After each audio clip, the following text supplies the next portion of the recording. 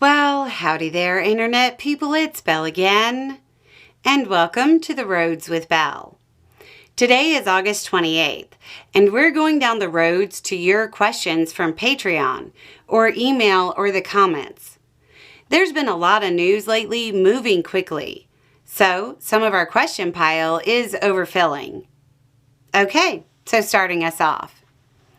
Dear Belle, it truly is mind-boggling why Republicans hate Democrats so much. I'm a progressive who wants the same nice things that they have in other countries, like free health care, or affordable at least, a living wage, and end food insecurity. Democrats are at their lowest approval rating in history. I am too far to the left to be considered a liberal, and honestly, I'm offended when the Republicans lump us progressives with them. Is there any chance of changing a Republican's mind and realize that we are not the enemy? Thank you. Well, it's important to remember that stats don't always reflect what you think they do in politics. I mean, it's true all the time, but especially true in a political system built on a binary. I'd be willing to guess that if this audience was asked, do you approve of the job the Democrats are doing? Most would say no. That doesn't mean y'all support Trump. It means you don't think the Democrats are fighting hard enough or are successful enough. As far as the other question, yes. As soon as they experience the brunt of conservative policies, there's a chance they'll realize that progressives aren't their enemy. At least some of them. Next question. Aloha, Belle. Big fan of you and the red-bearded gremlin. I have noticed lately that my subscribed channels all have ads for PragerU and other right-wing nutjob sites. Is this a focused effort of the right wing to influence left-leaning consumers? It is over the top how saturated the ad space is with this crap. So, YouTube ads generally target demographics, not channels specifically. Something in your viewing habits has led them to believe you're reachable. Because of the stuff I search for research, the ads I get are insane. Next question. Longtime watcher. I would like to get your take on the whistleblower report on the Doge members copying what amounts to the entire country's personal and verified information into the cloud. You reported on their efforts to get access to the data. Well, now we are here. An additional topic to discuss with this is how Doge has been at the ATF for over a month, where there has been an effort to digitize 4473 documents. Those are the federal firearms background checks. This is the exact combination of data that the 2A crowd has been warning us of for the last 20 years. Yet the gun crowd either does not know or is very quiet. When it comes to the gun crowd, a lot of their concerns are based on vibes rather than realities.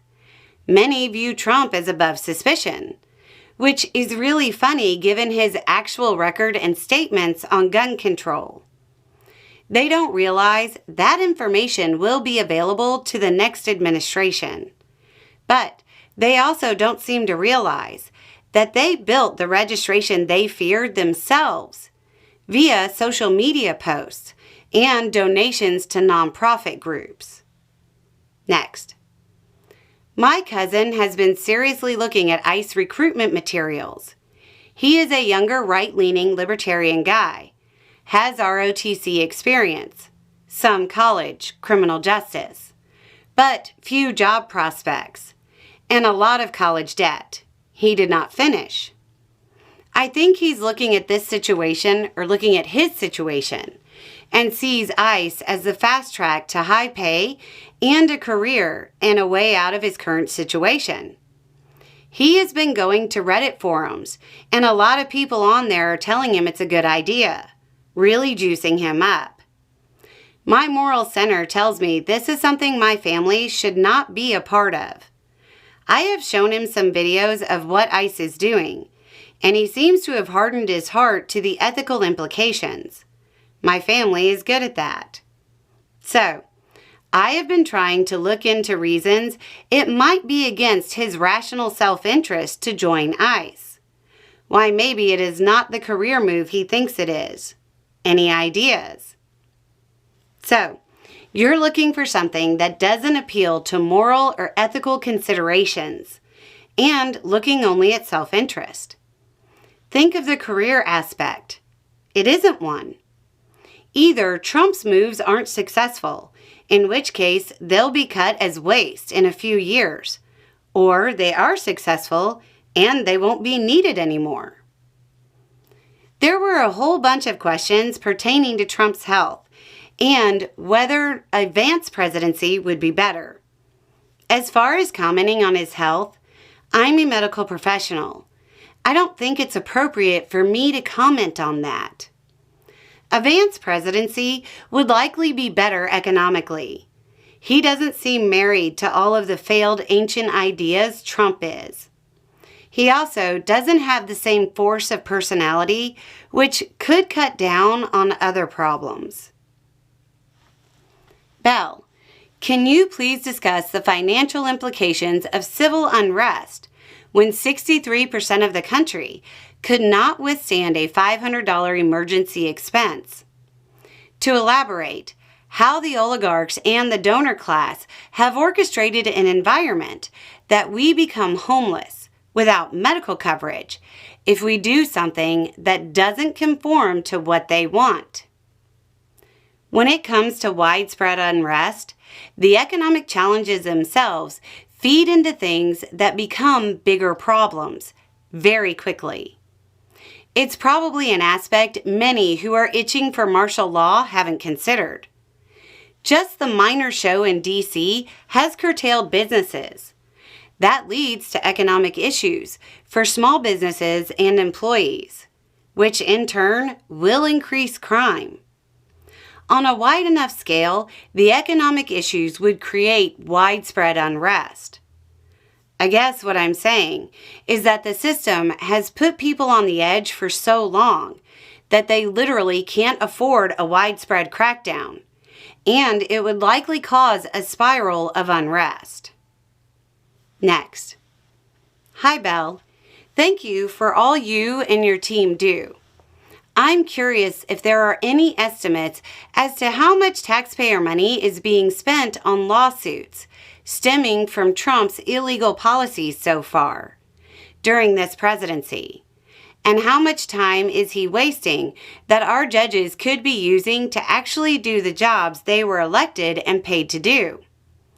It seems that all the cases being held up by these lawsuits must be costing a lot of money as well. And what happens if some of those accused are unable to receive the timely process the law provides?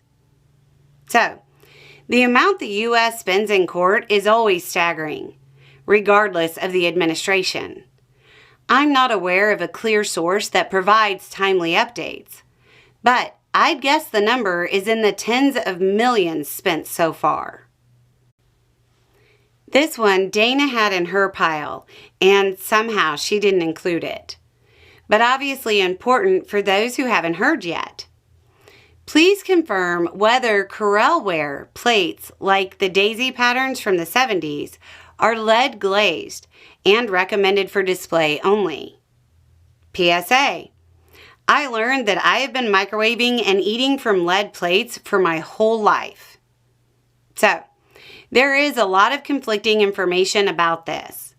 The company's website addresses it and says that there was lead used, but it was encapsulated in glass.